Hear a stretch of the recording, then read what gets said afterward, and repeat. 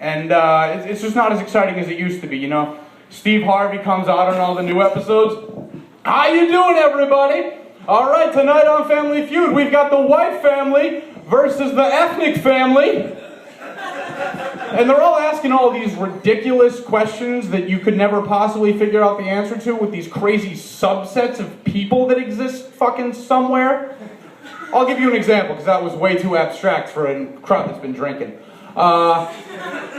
You know, he's like, all right, we surveyed 100 anorexic women.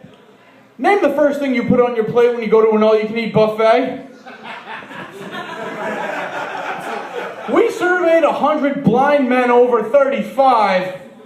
What's your favorite color to see on a woman? And fuck you was the #1 answer. We asked like 58 people at a comedy show, because there aren't 100 of you guys in here, how are you doing tonight? And woo was the #1 answer.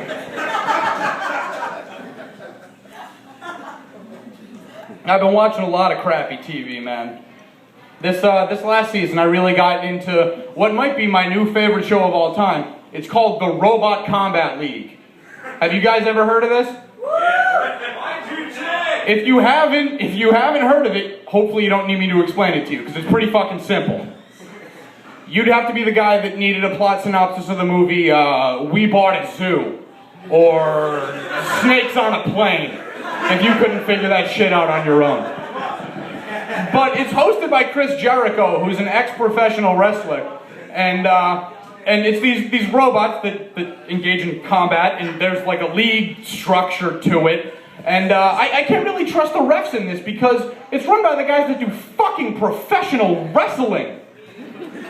Have you ever seen a more ineffective ref than in a professional wrestling ring? They get him on the turnbuckles and just smack him in the face with a chair, and the ref's like, ah, I'm gonna allow it. But really, and the show is just ridiculous, you know, like, they're fighting, and it's the second episode of the first season ever, and one of the guys, the arm falls off of the robot that's fighting, and Chris Jericho flips out on TV. He's like, oh my God, ladies and gentlemen, for the first time in Robot Combat League history, someone has lost a limb. Yes, in the long and storied fucking 52-minute broadcast history of the Robot Combat League, you finally had some parts fall off. Fucking call Guinness.